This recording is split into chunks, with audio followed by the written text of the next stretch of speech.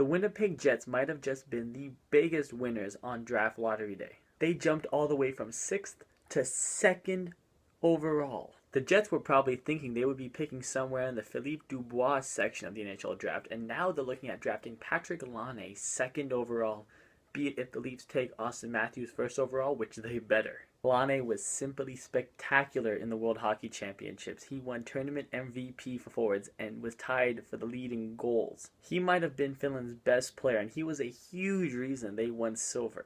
Now, Laine might be lacking a little bit in the speed category, but his shot is unbelievable. He's got an NHL-ready shot. He's going to score quite a few goals next season. Now, second place is typically known as like a consolation prize, but in all respect to Matthews, he's a fantastic player, but I don't think Laine is no consolation prize. This kid's going to be a superstar.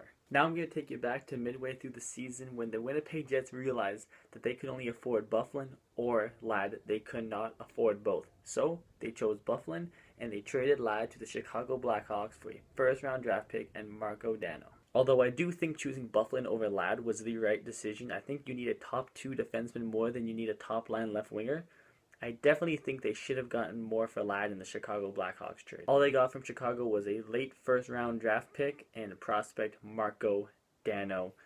No one's barely heard of this guy. I don't think he's going to turn out to anything special unless the Winnipeg Jets get extremely lucky. Also looking forward to who might be the next captain of the Winnipeg Jets. I think it's pretty obvious that Dustin Byfuglien is probably the best choice unless they're really feeling lucky and they might give that over to somebody young like Jacob Trouba or Mark Scheifele.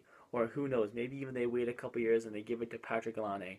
But I think Byfuglien's definitely got the lead in that race. Here's a shocking stat for you. The Winnipeg Jets had the 30th best power play in the NHL last season. And 30th best, also aka dead last. The Winnipeg Jets will have $22.31 million to spend this summer. Although they will have to re-sign pending RFAs Jacob Trouba, Mark Scheifele, and Hutchinson.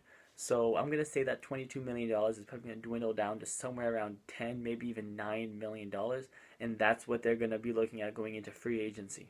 Now, $9 million, that's a lot of money to go out and spend. You can probably try to get some big names. I think Stamkos is a little bit out of their price range. But you look at Bodker, or maybe even trying to bring back Ladd, or maybe getting Lucic, or Eric Stahl. There's a lot of possibilities out there. Although the Winnipeg Jets refused to give Andrew Ladd $6 or $7 million, however much he asked for. So what would make anybody believe that they're going to go out and spend $6 or $7 million on someone like Lucic or Bodker?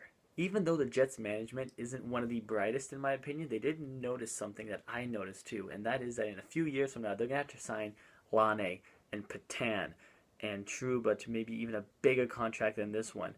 And they're going to have a lot of cap problems, and they can't go out and be spending $6 or $7 or $8 million on RFAs now that are in their late 20s and early 30s. But they definitely need some scoring help, so I think they should look at some low-cost possibilities. And one that catches my eye is Radim Vrbata. Now, Radim Vrbata had a terrible season for the Vancouver Canucks, but for the most of his career, he's been known to be able to consistently score 20 goals. After a season as bad as he had, maybe he's just looking for a rebound contract, so maybe you can sign him to a 1-year, $2, maybe $3 million contract, low risk, possibly high reward, and if he doesn't work out, he just leaves next summer. He's not as young as he used to be, but he still has a good shot, and he can still find ways to score on the right power play. Now, P.A. Parenteau is another option I would suggest the Winnipeg Jets take a look at, although he had a very good season last year for the Toronto Maple Leafs. Probably would have scored maybe 25 goals if he was healthy all season long. And he might be looking for a 2 or 3 year contract, and that might be a little bit too risky for the Winnipeg Jets at this point. The key for the Winnipeg Jets this offseason is to not get too excited about winning the number 2 overall pick. It's one player. He's not going to change the franchise, and if they go out and they spend big bucks on free agency, they might ruin the chance to sign these young stars they have to long-term contracts, and young stars including Nick Petan, Nicholas Ehlers, and now Patrick Laine. Now, trading Ondrej Pavelec would probably help that cap situation out quite a bit, but that's a hard trade to make. He's had a few rough seasons with the Winnipeg Jets, and now I think he's a little bit overpaid, and the only team that I could possibly think looking into him would be the Calgary Flames, and that is if they lose out on James Reimer in free agency and can't swing a deal for Frederik Andersen. The Winnipeg Jets have an amazing pool of prospects coming up, and they just need to be patient this offseason because in a couple years they're going to be a beast in the Western Conference. They cannot get ahead of themselves and try to rush this thing this summer, or they will screw it all up.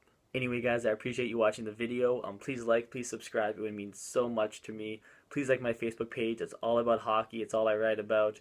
I write a big article after every single video I do for this 30 and 30 team offseason plan preview.